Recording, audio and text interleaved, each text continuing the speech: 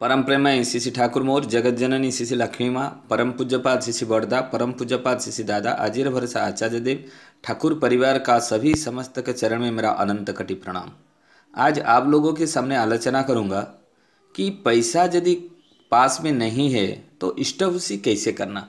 शिशि ठाकुर पैसा के बदले कैसे एक संताली प्रगण का आदमी का इष्टवृत्ति प्रारंभ किया था, उसी के बारे में आलोचना करना चाहता हूँ। जीवन यदि तुम्हारा जाता भी इष्टवृत्ति मत छोड़ो, धर्म अर्थ काम मोक्ष का निशाना ये मत भूलो।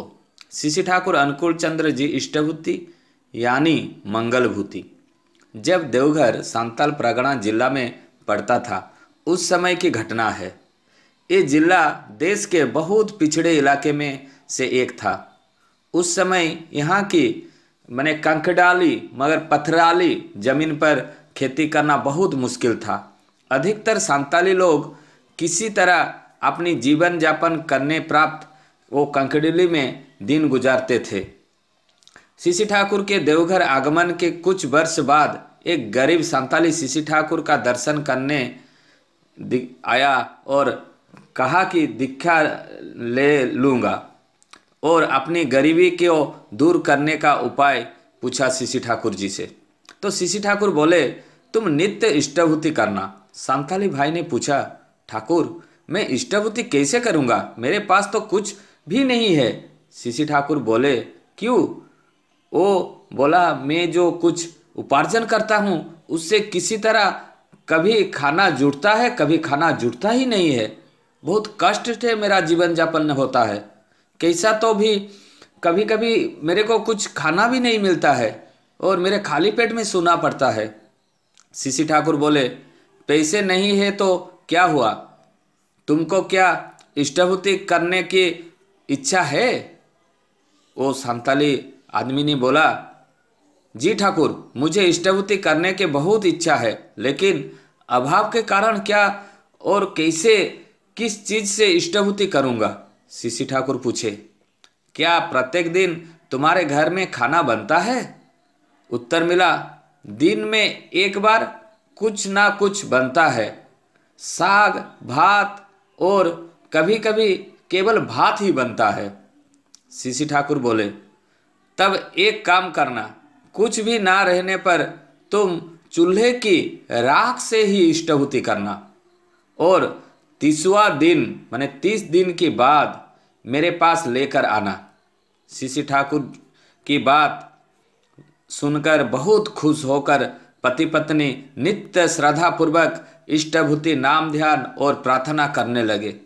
एक दिन संताली भक्त बोरे में बांधकर इष्टवृत्ति किया हुआ राख लेते आया और रातों हुआ बोला, ठाकुर आपके निर्देशानुसार मैं राख से नित्य प्रतिदिन इष्टवृत्ति करता रहा, लेकिन शर्म के चलते आपके पास ला नहीं पाया था।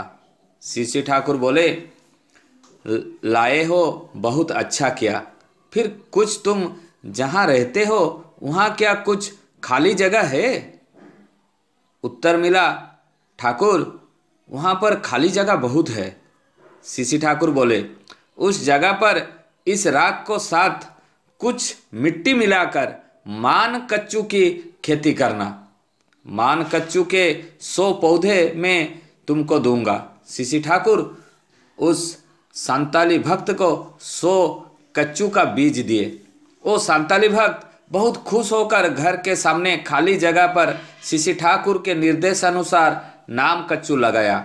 नित्य प्रसन्नचित भाव से इष्टवृत्ति नाम ध्यान प्रार्थना करके बाद में नाम कच्चू की खेती का देखभाल ध्यान से रखने लगा।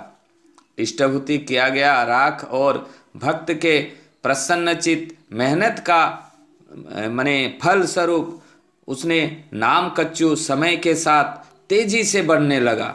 कुछ ही महीने में लगभग 3 हाथ का एक एक कच्चू लेकर संताली भक्त शिशि ठाकुर के पास आकर बोला, आपके निर्देशानुसार मैं खेती करके ये नाम कच्चू लाया हूँ। शिशि ठाकुर बोले, खेत का पूरा मान कच्चू तो मेरे है। संताली भक्त ने कहा, जी ठाकुर, मेरा सब कुछ तो आपका ही है। आपके आशीर्वाद से मेरा परिवार चलता है।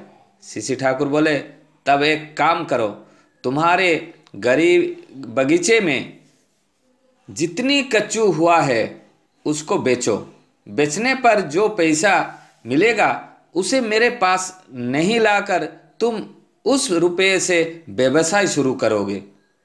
संथाली भक्त सीसी ठाकुर के कथानुसार उस पैसे से अपना व्यवसाय शुरू किया। जो आमदनी होने लगी उससे वो नित्य इष्टभूति करने लगा। इस तरह वो स्वार्थ रूप नित्य इष्टभूति परायण होकर यजन जाजन करते हुए अपना आनंदमय जीवन व्यतीत करने लगा। परम दयाल सीसी ठाकुर ने चाहा था कि वो चाहे जैसे भी इष्ट में हो इष्टभूति करना एवं कराना ही है व्यक्ति, क्योंकि इष्टभूति ही मंगल भूति है। सीसी ठाकुर का एक वाणी है, जैसा भी आए आपद विपद, जैसा भी हो प्राण, इष्टभूति लाता ही लाता सबसे परित्राण। स्वासती मासिक पत्रिका सितंबर 2016। ये जो इष्टभूति के बारे में आपको आज आलोचना किया, आपको कैसे लगा आप मेरे को कमेंट बॉक्स में कमेंट कीजिएगा। मैं नई नई बात आप लोगों के लिए लाना चाहता हूँ। वंदे पुरुषोत्तम, जय।